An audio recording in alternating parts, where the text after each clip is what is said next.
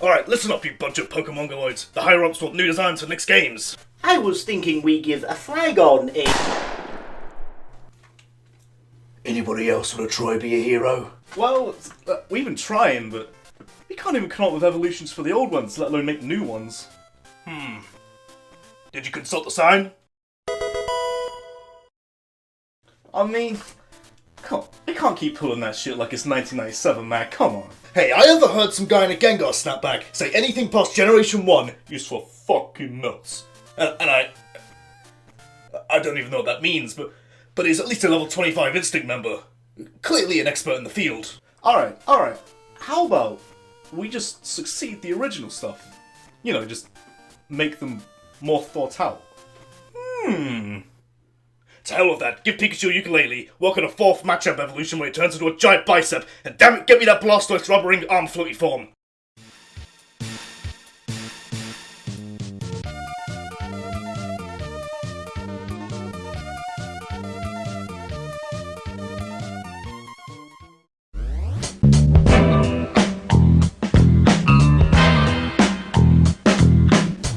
Everyone remembers when the big bad Tentacruel, the granddaddy of all tentacle creatures, attacked that city in the anime and couldn't finish the job. Pfft, some granddaddy you are, can't even overthrow a city surrounded by your own goddamn element. If Toxapex were a giant and attacked that city would be gone. Because Toxapex is a big boy. Because if you want to take down one of these, you better bring a meal deal. Now, Tentacruel still has a lot of use. As the utility wall, however, Toxapex is the one with the biggest pecs in his arsenal. Alright, I'll give it that. It may get to hit first, it may even have the almighty Rapid Spin, but it's all at a hefty cost of having a far more squishy, punchable dome. Aside from Rapid Spin, Toxapex can still do a fair amount of what Tentacruel can, but unlike Tentacruel, it comes with the Regenerator ability and it can learn Recover.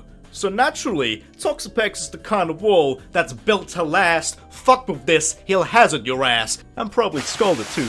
He likes to do that. He likes to peek out of his little hidey hole and do that sometimes. Regenerator, Black Sludge, Recover, defense that just doesn't quit, baby. But especially Recover, because that's a real difference maker here. And what all of that means is, Toxapex is far more willing to stick around for the credit sequence than Tentacruel is.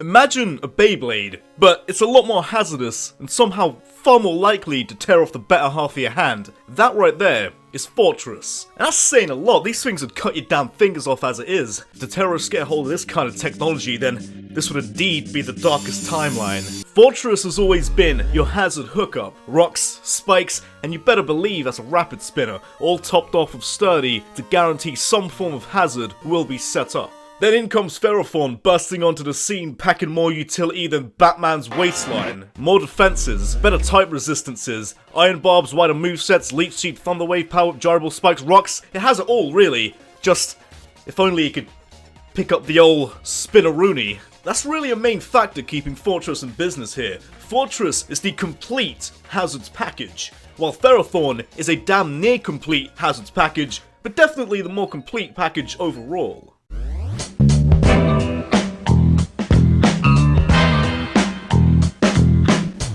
A claw, so heavy it gets tired. A pincer, too large, it can't even balance itself. Either Evolution took a day off here, or Krabby had some very lonely teenage years growing up. It sounds like Arceus needs to send out the latest patch to nerf Kingler and his fatty boy. It turns out its greatest strength is its greatest literal downfall. It'd probably be more competent if it weren't for that big, meaty claw. A once king of the shore, soon overshadowed by a new Krabby on the Cove, which was to be expected considering the only thing royal about Kingler is the meat on its bones, which Crawdon would devour as new crustacean king, ruling the seas with an iron clamp. Cause he's been described as a bit of a rough customer, you know what I'm saying? Now, he may seem like a ruffian, but take it from me, he's not that bad of a guy. Okay, I know his name may literally translate to intimidating crawfish, but he has a nice gold star, which I can only assume was given to him for being a good boy. Crawdon may not have 10k horsepower behind its big, medium, meaty claws, but I'm sure it'll live comfortably isolated away in a nice move pool of better stab moves, dark typing that gives crunch and knockoff some extra wedge and adaptability, just to add some middle fingers to those pincers.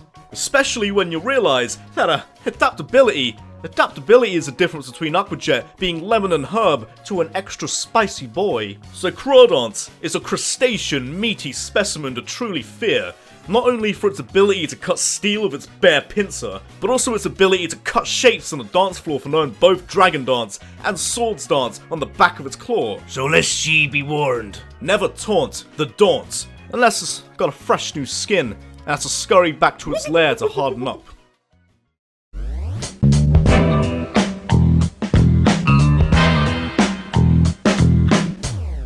The Kalos region had its fair share of throwbacks to past generations, but one that seems to get overlooked is the spiritual successor to Butterfree. Except this Butterfree's inked up with more patterns than the carpet in your nan's house. Now, if you're comparing the two in terms of design, but a 3 out of 10 isn't getting any significant strikes there. Vivillon has the advantage of not being adopted into his evolution line last minute. You ever met someone, well, like, if you blur your eyes, they look kinda nice, but then you get past that first glance and you think, don't say this the wrong way, but you kinda look like a Venonat, and that's not really doing anything for me. That's what Butterfree is like. Aside from being aesthetically sleeker, it's slightly more evenly matched when it comes to dealing actual significant strikes. And Butterfree can thank Arceus for sending out that air slash patch, making things a bit more even between the two. Before Generation 7, having no decent flying stab moves made it fully outclassed by Vivillon and Hurricane. With the exception of that, they both have very similar movesets and abilities. Butterfree has the tinted lens ability to beef up non-effective moves to help its bad type coverage, but considering you could take both these out of your old pal Mr. Sheen and half a can of his goodness, there's going to be a good amount of situations where they can't afford to miss that flying stab move or even a sleep powder to begin with. Now Hurricane and Air Slash, that's a deadly combo of compound eyes.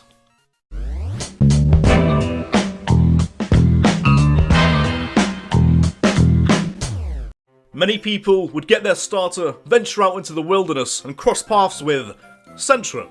Or maybe it was Zigzagoon. Or maybe you ran into one that would fully encapsulate that same feeling of first root that Rattata did back in the day. Maybe you ran into this. You take a single look at Bidoof, and it says first route more than the fucking sign that has it written on leaving the first town. And that alone makes Bidoof a great spiritual successor to Rattata, down to the type of animal it is, and all the way down to the rate its front teeth grow at. The purpose of the introduction route is to be a tutorial to catch Pokemon, to give you something easy to train and most importantly, something that's perfect for getting mowed down by a disc launcher loaded up with HMs. The first route in the Sinnoh region is definitely a far more friendly neighborhood. Bidoof looks like he's been a good boy. He'd pick you up a can of Rio from the shop, just 'cause he's a nice guy. Rattata though.